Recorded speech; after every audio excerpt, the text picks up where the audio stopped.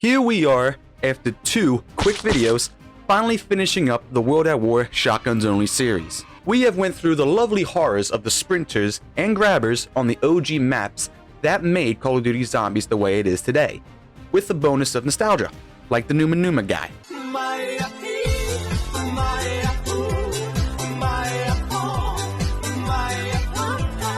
But enough of me fiddling around. Let's wrap up another series on this channel, probably the shortest, World at War Shotguns Only, finishing up on SHI NUMA. Lovely SHI NUMA. Not my most favorite map, but a map nonetheless better than most modern day Call of Duty Zombies maps. Now, fun fact, the trench gun is the only shotgun that you can buy off of this map. Or so I believe, because playing this map before, I was not able to find a buyable for the double barrel, even the short barrel one. Rather, only the trench gun, which is downstairs costing, you guessed it, 1500 points. Now, there is maybe 1 or 2 strats on this map besides the most common one in the game, which is right outside the flogger trap, which is where we just train in circles. And that's the strat we are going to pull because the other train strats, like inside the huts, are just a little too out of my league. Now, there is a way we can get the double barrel, and that is out of the box. If I am not mistaken myself, since this map is before Derice, the ammo from both shotguns will count for one another. So, instead of having 80 shells of ammo for the trench gun, we will have 120 shells for the double barrel. The reason I put it that way is because we already know that the double barrel is surprisingly a lot more powerful than the trench gun for the later rounds, more specifically around round 12 to 15. So our main goal today is not only to get past round 30, which is pretty much the easiest thing to do, especially on this map, which I will talk about later, but to also get the double barrel from the box. Now, one thing I need to note is that this map has a lot of RNG involved. For example, the perks. When I do Flogger Trap, I am hoping that the perk inside the hut down the bridge will be Jug, mainly for convenience. However, if it's not Jug, rather it's Speed Cola or double tap, then I really could not care less, so long as it's not Quick Revive, since it is more useless than a danger sign at a dangerous place. Caution, danger. Yeah, no fucking shit, bud. So as you can see, this is going to be our new home for the rest of the game. And I also remembered that this map also has dogs, so we can rock out some max ammos while playing. And while points are not really a major issue now, they kind of will be when I hit the box, unless the RNG gods are on my side today. First though, I kind of want to get the perks situated, as you can tell, but mainly focus on Jug. I have no clue why my frames are absolutely shitting itself. I do greatly apologize, but you know, it is what it is. Hopefully it will get its shit together later on, or so help me God, I will slam my foot against the wall. It's scientifically proven that your brain won't let you stub your own toe. See?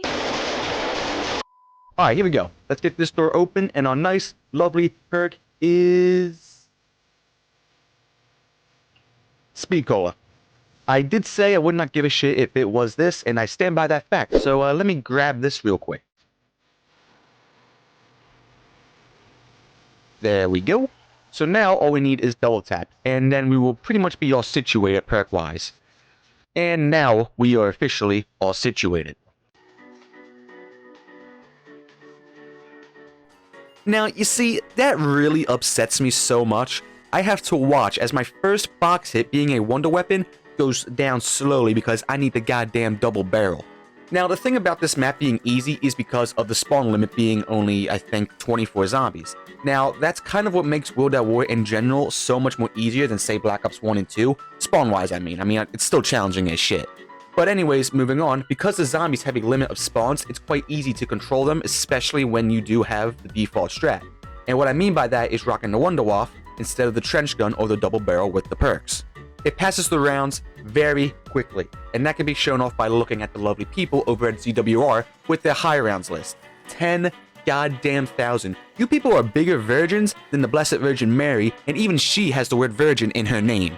Now this, on top of the drops, such as nukes and insta-kills, are really what makes the game very easy, on SHI NUMA at least, which will pretty much make round 30 a very quick and easy challenge. Like I said, I could further make it difficult by going to one of the huts, but nah.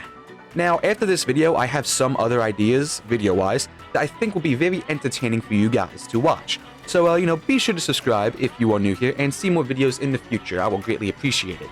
Thank you guys in advance, because let me tell you, 2024 will most certainly be our year. On top of that, I do stream, so when you got the time, come on and hang out. This is the part of the video where I start to run out of shit to say, but need to give at least some commentary so this video can last at least over 7 minutes long and at the most 10. So here's a random video to pass some time while I try to get to round 30. What the f is that? What the f is that, a f***ing cat? Hey, don't f look at me like that. That's a weird looking f cat. Ma, there's a weird stray cat outside. It looks like grandma, the thing. Hey, get the f out of here. I don't even know if that's a cat. Blink, mother. Hey, no. On the topic of round 30, I think I said this reason before, but in case you don't know, the reason why I usually cap at round 30 and not go above and beyond to like round 50 or even 100, especially on a map like this one, is quite simple. I do not have the patience or the grind in me to go that far. Round 30, as said by some, is the lowest high round, but also the highest low round. A good median that I think is a good spot to call it a day whenever a casual player such as myself likes to get to. And if I'm being honest, this might be one hell of a take, but I'm going to say it anyway. Getting to round 30 in the early days of Call of Duty Zombies was quite the feat. Not feet, feat. You would usually see a lot of people getting to round 30, but now obviously in today's day and age, the sort of expectation when playing a Zombies game is now 50. And like I said, I really can't be bothered to grind for that long. Now, obviously, there were round 50 runs and even round 100 runs depending on who you watched back then, but really round 30 was a lot more common. Truthfully, I think nowadays it's just simply the round goal of people who just want to relax and have some fun on zombies, such as myself, and I am absolutely fine with that.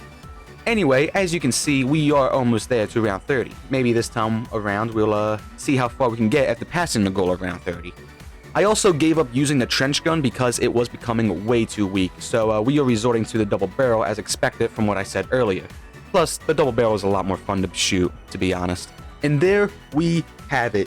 These are the last few groups of zombies. We have made it, the series is complete, and I think it's dog round as a matter of fact. Indeed it is, so let's keep on going, shall we? A few moments later.